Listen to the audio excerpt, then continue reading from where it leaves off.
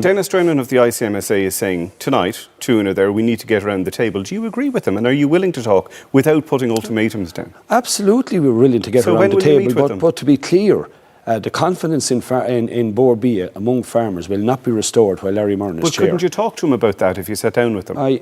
We spoke to him at the board meeting on the 22nd of January. Are you willing to sit down with him again? Absolutely we are. But to be clear, the chairman we need a change in chairman to restore confidence among farmers. And I was at the JOC today, and everybody believed that this was going to be a kind of an end game, that we get clarity on it, and we didn't. Sure, we'll come to that in a moment. But are you saying you're willing to sit down with him and talk to him about him leaving, or are you willing to sit down with him and talk? Talk to him about leaving, absolutely, because the confidence among farmers... Would you meet him tomorrow if he was available? I'd meet him, if he walked in here now, I'd meet him. Right, OK. Let's move to what was said at the committee. Larry Murren said today 48% of all Irish food exports contain non-Irish produce. So produce that was taken from elsewhere, put into the food as part of a process. If the demands you're making of Dawn Meats or Dawn Foods now was put in place, you'd cripple the food export market, would you not? Well, we have an Orange and Green programme that run by Bord Bia, a quality assurance programme with the quality assurance label run by Bord Bia. Farmers put €6 million a year into that. That's not what I'm asking you about. Just to be clear now, we always understood that those logos, those labels were to add value to our produce in terms of sustainability and environmental credentials. But it's very simple, Francie Gorman. If 48% of food exports from Ireland contain imported food products, are you saying that needs to stop? I'll make the point to you that we understood when we signed up to that as farmers that label was to add value to our industry. Now it seems it's adding value to chicken being brought in from Brazil. And today he said openly, and we'd look for that clarification for the last fortnight about how much chicken he bought in.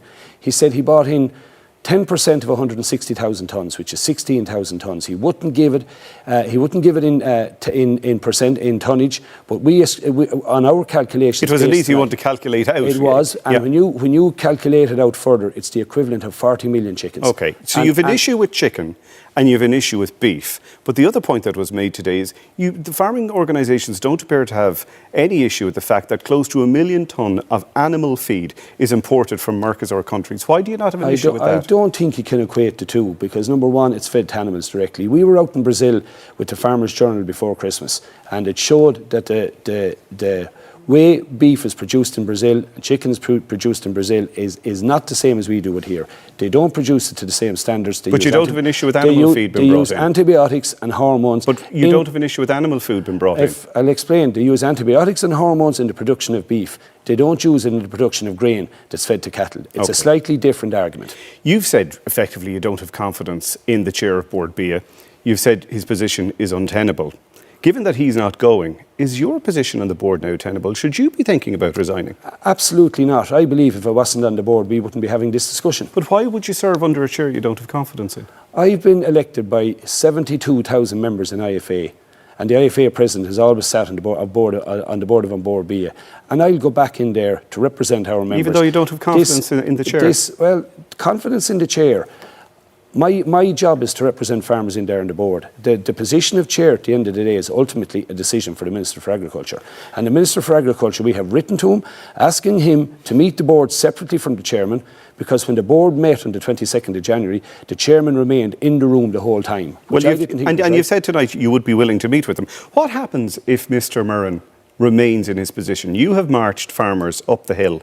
Are you willing to walk them back down it? To be clear, farmers marched themselves up the hill, and this narrative has been put out. Well, are you the leader of the IFA or you're not now? I'm the leader of the IFA, and I made a commitment to farmers that when I took on this role, that if they wanted to be led in a certain direction, I would lead them. And to be quite clear, and this is a very important point, and the Minister in particular has alluded to the fact that I don't represent my members. I can tell you, I attended a meeting in Athy with 45 farmers at it, Kerry the same, 45 farmers at it, branch meetings.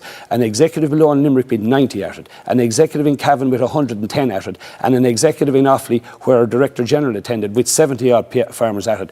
Not one farmer said that they were happy to see Larry Murren remain as chairman of Bord Bia. So the idea that I don't represent the views of farmers is unfair. Sure.